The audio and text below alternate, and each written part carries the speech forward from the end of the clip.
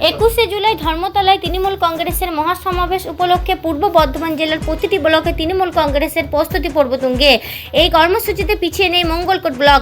পূর্ব বর্ধমান জেলা তৃণমূল কংগ্রেসের সভাধিপতি শ্যামাপ্রসন্ন লোহারের নেতৃত্বে এবং পূর্ব বর্ধমান জেলা তৃণমূল কংগ্রেসের সাধারণ সম্পাদক শান্ত সরকারের সৌজন্যে মঙ্গলকোটের প্রতিটি অঞ্চলে তৃণমূল কংগ্রেসরা নির্দিষ্ট সময়ের আগেই যাতে ধর্মতলায় পৌঁছাতে পারে সেই বিষয়ে বিস্তারিত আলোচনা করা হয়। একই দিনে আগত নেতাকর্মীদের হাতে দলীয় পতাকা, ফেস্টুন ও ব্যানার তুলে দিলেন উপস্থিত নেতৃত্বরা।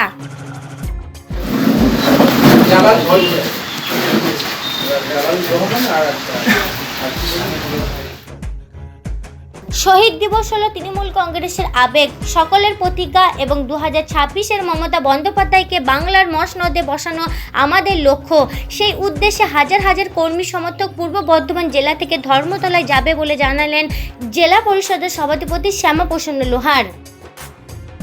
সমগ্র মঙ্গলকোট থেকে আমাদের বিভিন্ন গ্রাম পঞ্চায়েত সমস্ত যে কর্মীরা আমাদের যাবে ধর্মতলায়, তো কিভাবে যাওয়া হবে আজকের শেষ মুহূর্তে একটি মহড়া হলো এবং প্রতিটা গাড়িতে যাদের ফ্ল্যাগ বাঁধা থাকে নির্দিষ্টভাবে এবং ধর্মতলা চলো যে স্টিকার আমাদের এসছে রাজ্য থেকে সেই স্টিকার তাদের হাতে তুলে দেওয়া হয়েছে। সেই সুনির্দিষ্টভাবে জানিয়ে দেওয়া হলো কীভাবে তাদের শৃঙ্খলা পরায়ণভাবে যেতে হবে এবং অন্য কোনো যাত্রী বা সাধারণ মানুষের যাতে সমস্যা না হয় সেদিকটাও আমাদেরকে খেয়াল রাখতে হবে এবং তৃণমূল কংগ্রেসের প্রতিটা কর্মী সুশৃঙ্খলভাবে যাতে চলতে হয় সেই নির্দেশ দেওয়া হলো। সেটা নিয়ে আমরা লাস্ট মুহূর্তের একবার আলোচনা করে নেওয়া হবে এবং আমাদের নতুন করে শপথ গ্রহণের সময় 21শে জুলাই আগামী 26-এ বাংলার মসনদে মুখ্যমন্ত্রী মমতা বন্দ্যোপাধ্যায়কে পুনরায় মুখ্যমন্ত্রীর আসনে বসানোর শপথ গ্রহণ কালকে আমাদের হবে।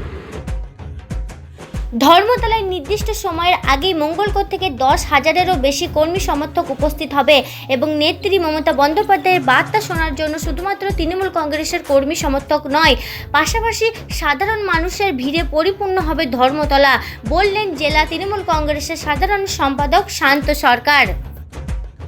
আপনি দেখতেই পাচ্ছেন প্রচুর লোক কর্মীরা তৃণমূল কর্মীরা জড়ো হচ্ছে, গোটা ব্লক জুড়ে তৃণমূল কর্মীরা ধর্মতলা ঝাঁপিয়ে যাবে এবং সেই প্রস্তুতি সবাই মানুষ নিয়ে নিয়েছে এবং প্রতি জায়গায় গাড়ি অলরেডি পৌঁছাতে শুরু করেছে বাস এবং মঙ্গলকোট থেকে বহু সংখ্যক লোক ধর্মতলা পৌঁছাবে। ওটা মঙ্গলকোট থেকে ধরুন 10,000 লোক যাবে, 10,000 উপরে লোক যাবে।